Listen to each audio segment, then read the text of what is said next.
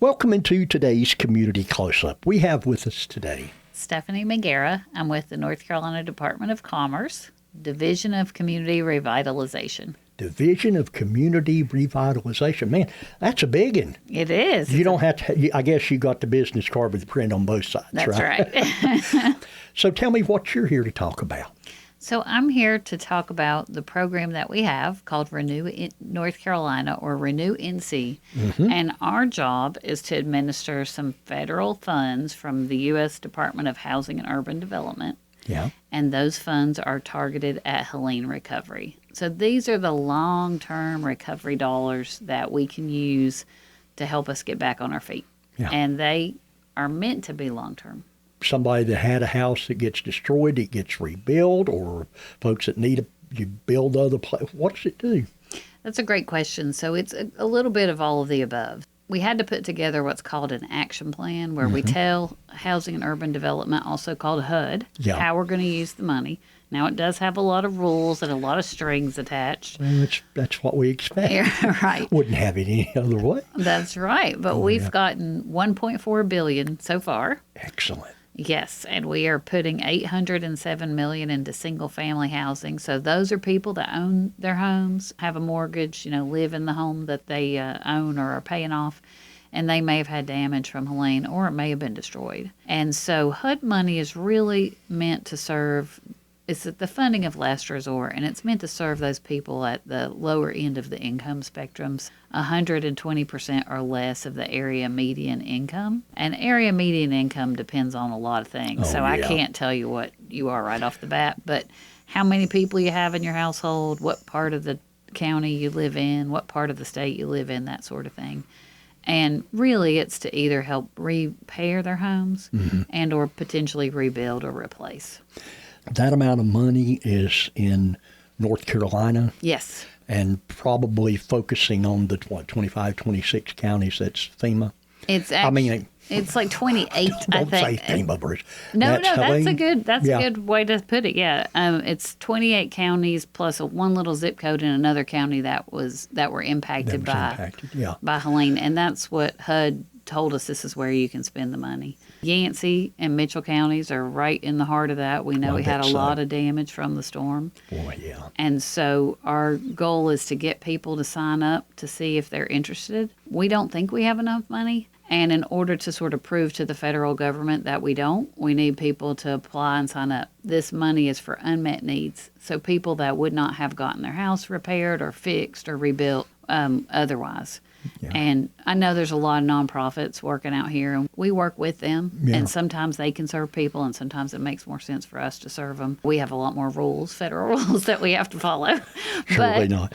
But we also have a lot more money. So, it's a matter of trying to figure out which pot of funds works best for which people. And so what we encourage everybody to do is go visit our website, renewnc.org. Go to one of our centers where we have people, Western North Carolinians, there in person, ready to meet with you. We have them in Asheville and Boone and in Marion. And then we have some pop-up centers in different places. And, we have a phone number you can call. It's 1-888-791-0207. And we're ready to help people and answer their questions because, everybody's circumstances are a little bit different. Yeah. In my mind, and sometimes I don't get far enough back out into the counties, there's still a lot that still needs to be done. It's easy to say if you're only in Spruce Pine or only in Burnsville, that, well, we've got so much done. But at this point in the game, almost a year later, would most folks not already have at least part of it taken care of? Or how do you find, I guess they just have to apply. They apply, right. It is confusing. I think some people have gotten some of their needs met, and then some people probably still need help, and that's what we're seeing. We have about 1,700 people who've applied so far. We're hoping to get to 10,000. We're taking applications through the end of the calendar year, through December 31st. And I would say if you're not sure, just find out, apply, see if you're eligible. Yeah. It can't hurt. No. So- And I promise you, if you don't ask, they won't send you a penny. That's true. We are only going to know if you apply. And the one thing about it, and it's funny, I say that, but then at the same time, I went through personally a little spate of folks about maybe a month ago, where everywhere you went, in fact, we had a lady call here, very kind, called the radio station, and was concerned because her next door neighbor had gone the whole 10 months at that point in time, hadn't done a thing, and her house was this, that, and the other, and it was going to get cold one of these days, and could somebody help her? Mm-hmm. And that individual just hadn't asked yet. A lot of folks just haven't. And so they took care, that was taken care of probably through one of the nonprofits. But folks need to, if they've got something that ain't right, they need to go ahead and try. They do. And I think the other thing is, I know sometimes I'm from Haywood County, and Okay. my dad was a Methodist minister. He's retired now, but I got a chance to live in Burke and Rutherford and Transylvania as well. I know, every 4 years, pack them up. Well, yes. So I would just say that I know sometimes people in the mountains don't want to ask for help. Yeah. That's okay, because if you're letting us know that you need help or your neighbor needs help, you're helping your neighbor. Yeah. You're helping. I mean, the way I look at it is I've been paying taxes for as long as I've been working. Well, yeah. And we haven't really had a storm like this ever hit us out here before, but we've been helping our neighbors in the east and other parts of the state get recovery. Yep. So now it's our turn, and it's okay to take your turn. Yeah. You know, that's why we have the programs in place. Yeah, and that really is something that we have to remember. It's okay, and of course we've been preaching that for over a year, so or soon to be a year, and so we all know that. But just to remind everybody, this could be a very big program. Yes. Do a lot of good. It really can. And so the real thing that we're asking people to apply for right now is to get your homes repaired or replaced.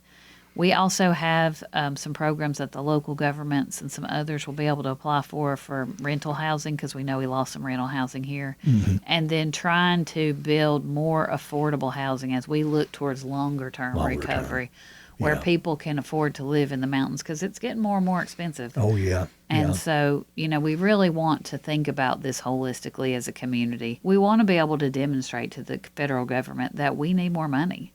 Yeah. That when you look at the data on how much Helene did $60 billion worth of damage in North Carolina.